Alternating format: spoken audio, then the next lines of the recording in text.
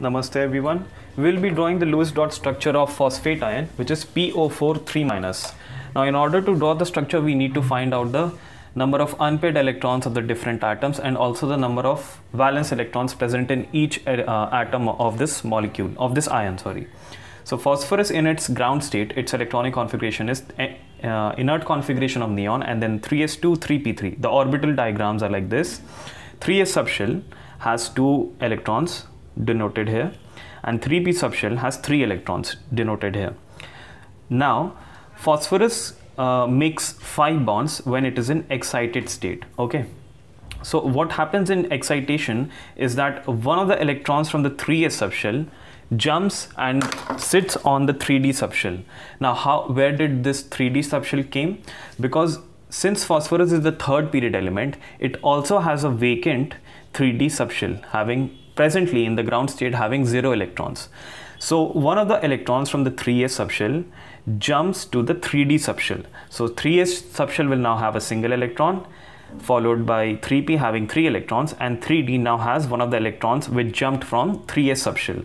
So the number of unpaired electrons right now is 1, 2, 3, 4, 5 unpaired electrons. So it will make 5 bonds. Now talking about oxygen, you've got the inert configuration of helium, and then 2s2, 2p4. The orbital diagrams of 2s and 2p are respectively here. 2s subshell has 2 electrons, whereas 2p subshell has 4 electrons. 1, 2, 3, 4. 4 electrons. Okay. Now oxygen will make 2 bonds because it has got 2 unpaired electrons. First unpaired electron and the second unpaired electron. So it has got 2 unpaired electrons. But what about O minus? In O minus, your electronic configuration will be 2s2, 2p5 because you have gained an extra electron, and now the electronic configuration will be like this. 2s will have 2 electrons. There will be no change in the 2s subshell, but in 2p subshell, earlier you had 4 electrons, but now you'll have 5 electrons, and now in O minus form, O minus will make just a single bond because it has got now a 1 UE, 1 unpaired electron, UE, 1 unpaired electron. Now let's begin. Remember, phosphorus will make 5 bonds in its excited state, oxygen will make 2 bonds, and O minus will make 1 bond, just a single bond. Now let's proceed to the structural part.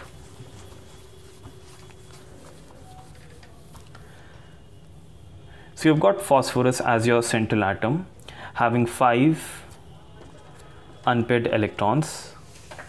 Oxygen on top of it having 6 valence electrons, 1, 2, 3, 4, 5, 6, and you got O minus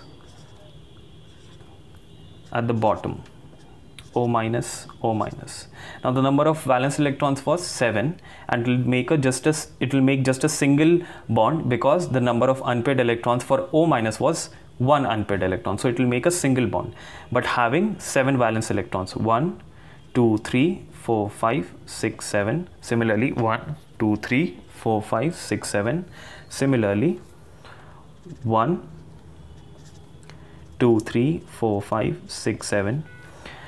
Now let's proceed with the bonds. Oxygen will make 2 bonds, and now oxygen has completed its octet after bond formation. Talking about O minus, it will make a single bond. Since earlier I said that it had just a single unpaired electron, so it will make just a single bond, O minus. Okay, now let's count the number of electrons after bond formation.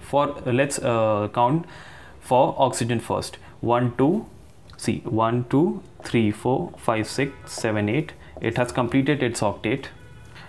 Talking about O minus, 1, 2, 3, 4, 5, 6, 7, 8. It has also completed. Similarly, these 2 O minus have also completed their octet. Talking about phosphorus, 1, 2, 3, 4, 5, 6, 7, 8, 9, 10. Okay, so it has not completed its octet but overran its octet since it is having 10 electrons after bond formation. 10 electrons after bond formation. So these type of ions or compounds are called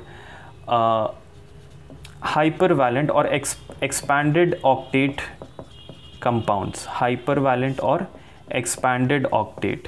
Why? Because in phosphorus there was shifting from one of the electrons from 3s to 3D.